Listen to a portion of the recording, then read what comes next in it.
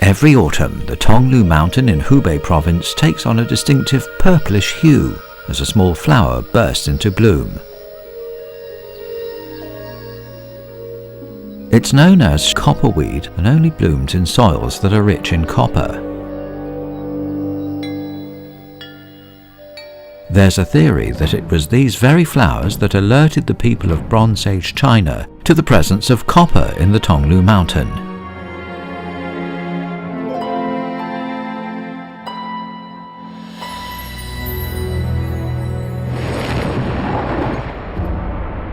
Thanks to the groundbreaking archaeological excavation that began in 1973, we know for sure that Bronze Age people knew of the existence of copper in the Tonglu mountain and were mining it on an industrial scale.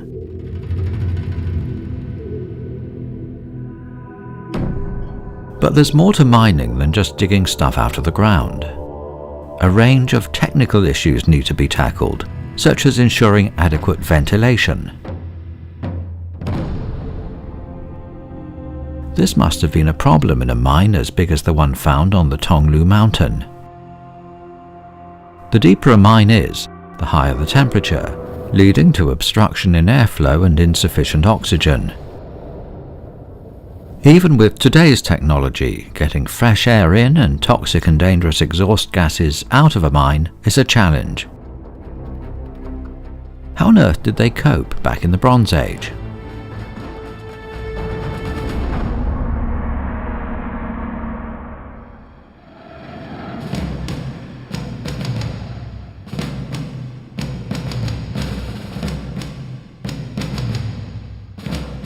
Since the 20th century, the use of electricity has made underground ventilation and lighting less of a problem for mining and metallurgical workers.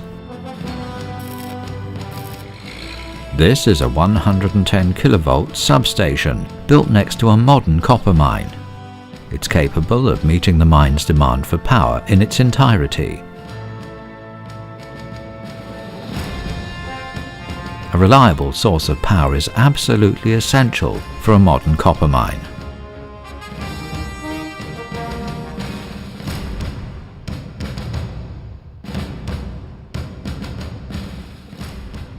In a modern copper mine, blowers circulate air, while ventilation doors help control airflow by isolating sections of the mine.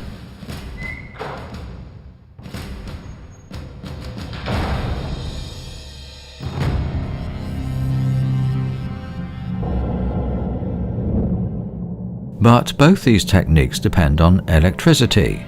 How did ancient miners keep air circulating 40 to 50 meters underground without a ready source of power? What's clear from the layout of the ancient mines in the Tonglu mountain is that the ancient miners were well aware of the importance of good ventilation.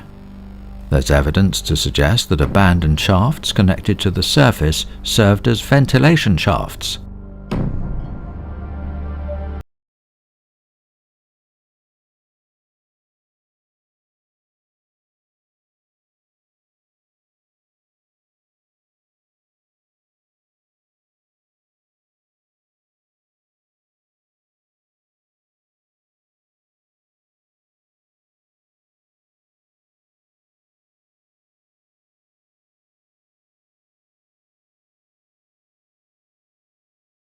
Could explain the dozens of burnt bamboo sticks uncovered by the archaeologists in the course of their excavation.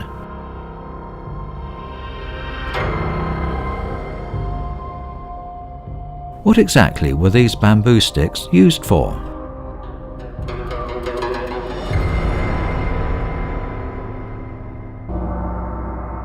Legend has it that during the Three Kingdoms period, Zhuge Liang, Prime Minister of the Shu Kingdom, used the principle that hot air rises to invent the sky lantern.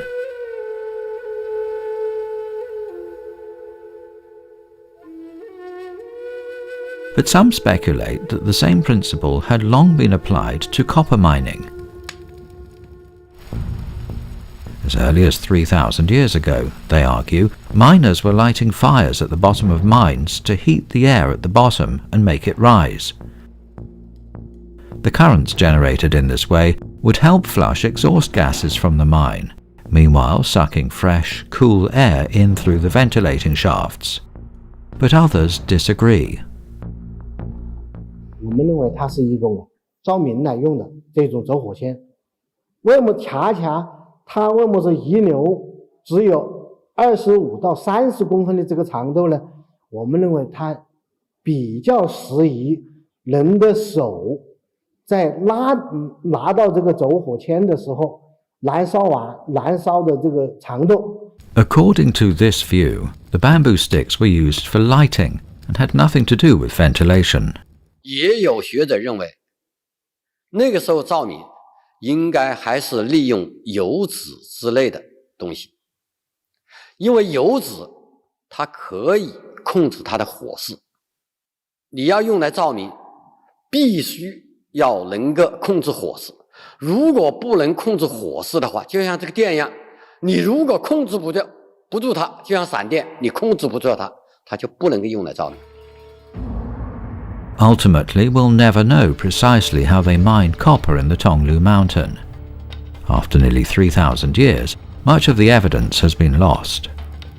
All we can hope for is that further archaeological excavations will reveal overlooked details that will help us distinguish solid fact from speculation.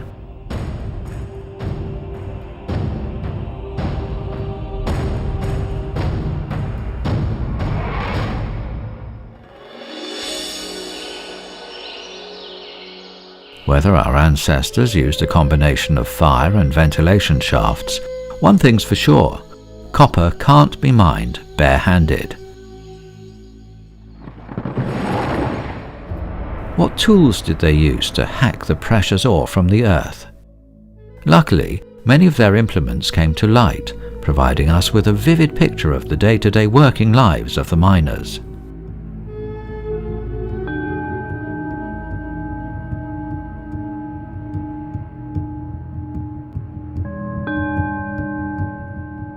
But other questions remain shrouded in mystery. What of the 13 bronze axe heads? Who on earth could wield a whopping 16-kilogram bronze axe? What role, if any, did they play in the mining process?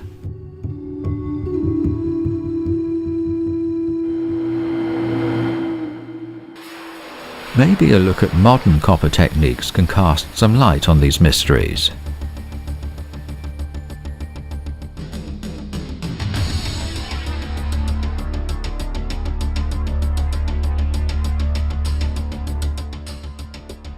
In the 21st century, copper mining is a highly mechanized process that combines a variety of high-end technologies.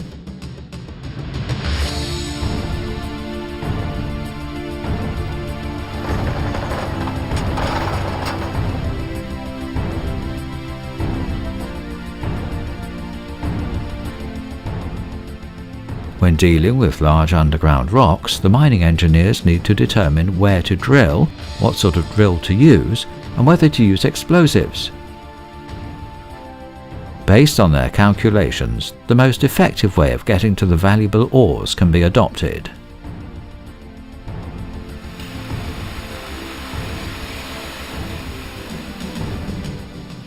The water used in the drilling process not only prevents the drill from overheating, but also keeps dust to a minimum.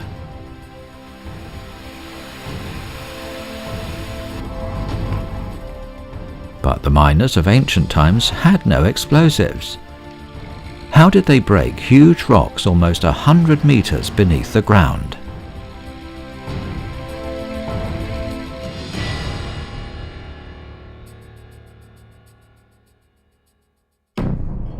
The 13 bronze axes may provide a clue. Unlike modern axes, these bronze axes are rectangular in shape. While the handles of the small axes slotted directly into the head, the larger ones were cast with holes left in them.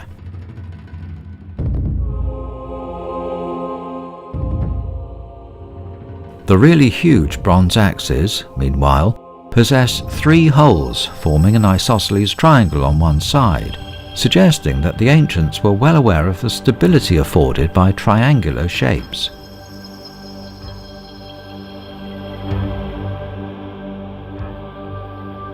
But though such axes would have been useless for cleaving and chopping, marks on the blades and sides of the giant axes indicate that they were used for hitting hard objects.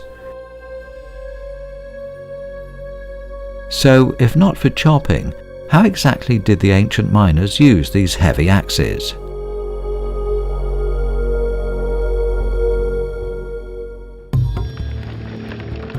Some speculate that the giant axes were created in order to make it easier to move large lumps of ores by using the principle of leverage.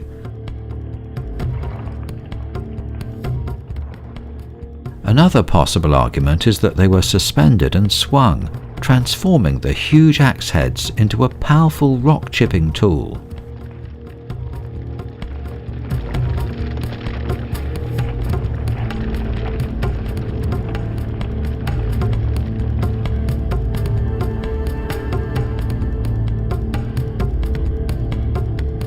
But wait a minute, why would anyone discard such a valuable tool?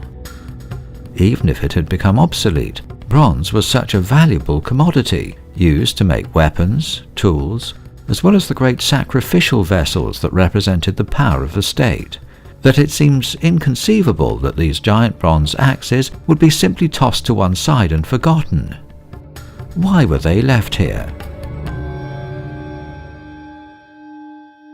他真是没办法，那是排水排不及了，已经是真没办法，非放弃不行了。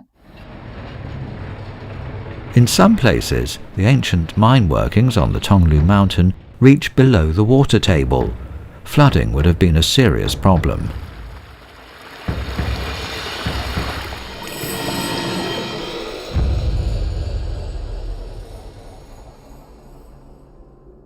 Could it be that a sudden surge of water forced workers to flee, leaving their valuable tools behind in the rush to get to safety? This theory draws attention to another intriguing thing about the ancient mine. No human bones have been found in the mine. 但是我佩服，就是说，就这样的话，没有看到有淹死人在里边，也没有看到垮塌，这当年的这个支魂墓的结构确实是很先进的，应该说是。 Time flows relentlessly, ever onwards. From the Tonglu Mountain covered with copperweed, the mining and metallurgical technology and civilization developed here has been passed on and down the generations.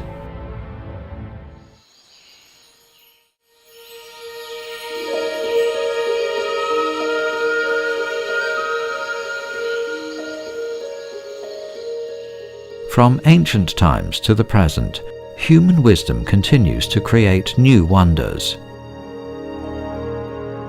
The discovery of the ancient copper mines in the Tonglu Mountain lifted the veil on a vanished civilization, once shrouded in mystery for thousands of years.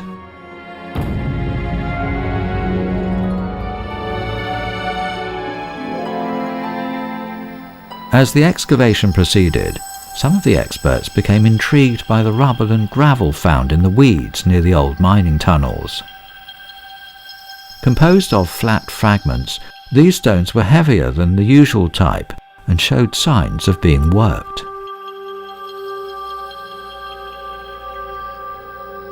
As more and more stones like these were found, the archaeologists became more and more puzzled. What were these things?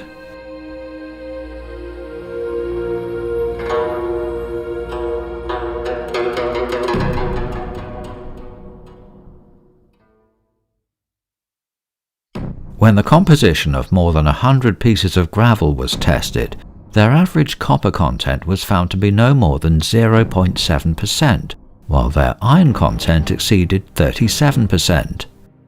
In other words, the copper in the ore had already been fully extracted.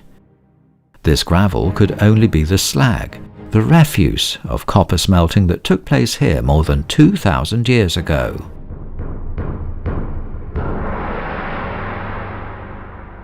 A comprehensive survey shows that the slag is distributed over an area of 140,000 square meters, reaching a depth of over 3 meters. The combined weight of the slag is estimated to be no less than 400,000 tons. Few ancient slag heaps of this size have been discovered, its nearest rival being the 2,000-year-old slag heaps of Meroe in Sudan.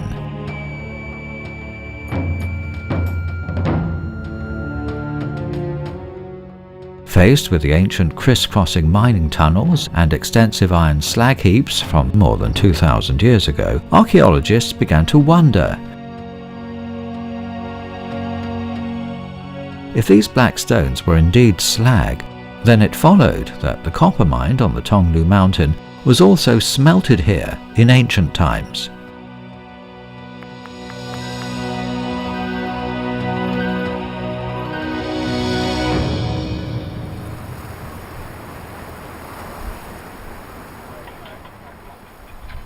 In the summer of 1973, at the site of the ancient mines, archaeologists from all over China sifted through thousands of years of dust to trace the tracks of history buried for thousands of years.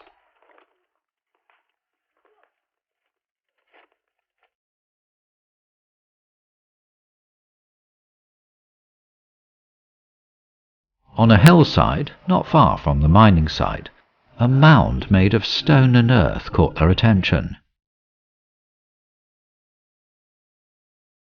The mound looked like the fireplaces used in villagers' homes, but much larger.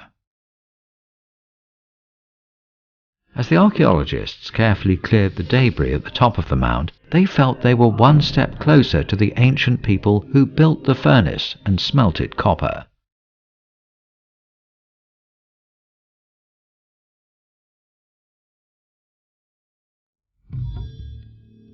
At the top of the pedestal they found holes, ones that had clearly been deliberately made. Over the next few years, several more pedestals of the same time came to light. If they were part of an ancient smelting furnace, how did the ancient people smelt copper from stones?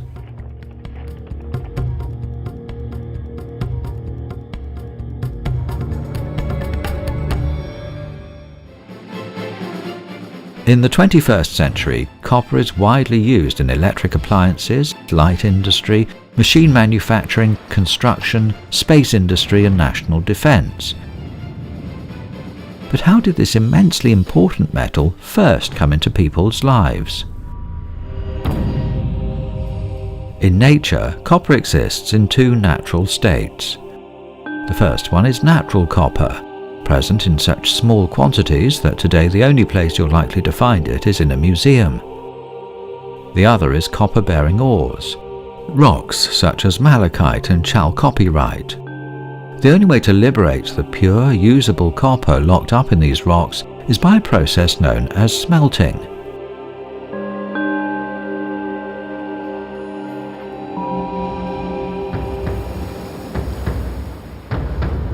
The useful properties of naturally occurring copper probably became known in the Stone Age.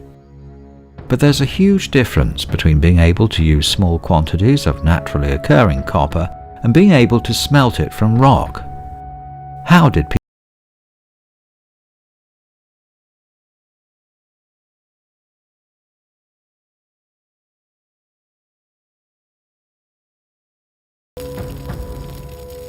在跟陶器的烧造过程中间，有的矿石可能就当时作为衬垫的东西啊，在高温底下融化了，于是就发现一个觉得哦，这个是变成一种金属了，而且它越用的是，尽管那个时候铜的韧度还是比这个硬度比较软弱的，可他觉得还是很锋利的，所以就慢慢就琢磨了。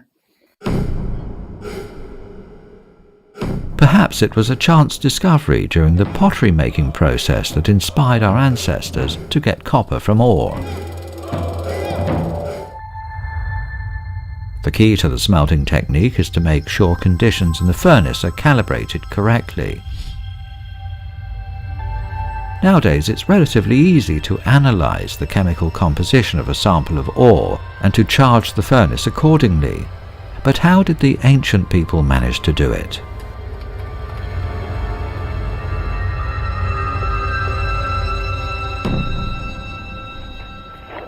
Around the ancient smelting furnaces, mud ponds, screening yards, slag pits and crushing tables have been unearthed, pointing to the existence of an entire smelting infrastructure.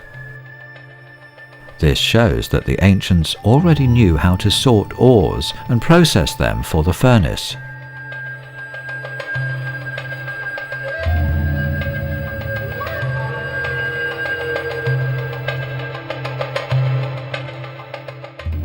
In fact, these methods of selecting and crushing ores, although thousands of years old, are not vastly different from the ones used in modern copper smelting. Essentially, all that's changed today is speed and scale. Roaring mechanical crushers capable of processing hundreds of tons of ore per hour have replaced human labour power.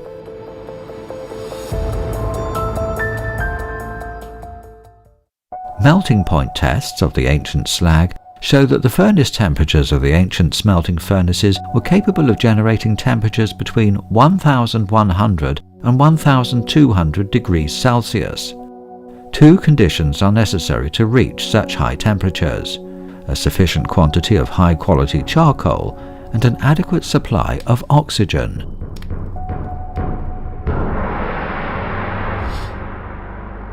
How did the ancients solve these problems? Many have speculated that bellows were commonly employed in ancient smelting. Some even believe that the ancient Chinese had already mastered the technology of the bellows, and the only reason why no direct evidence of their existence has been discovered is that the animal skins from which they were made decayed long, long ago. The ancient book Mo-Zi, written more than 2,000 years ago, shows bellows made of cowhide.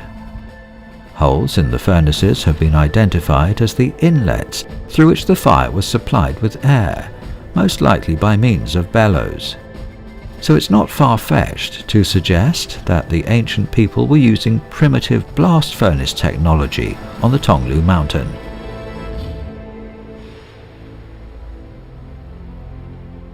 The same basic principle that drove the furnace for thousands of years is still powering the world's largest modern-day copper smelting furnaces. The only real difference is that the cowhide bellows of the past have given way to up-to-the-minute computer-controlled oxygen injection systems.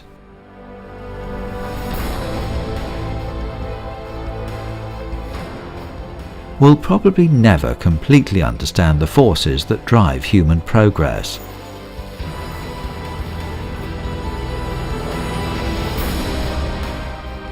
But finding out how our ancestors solved their technological problems helps us look ahead into the future, as well as gaze back into the past.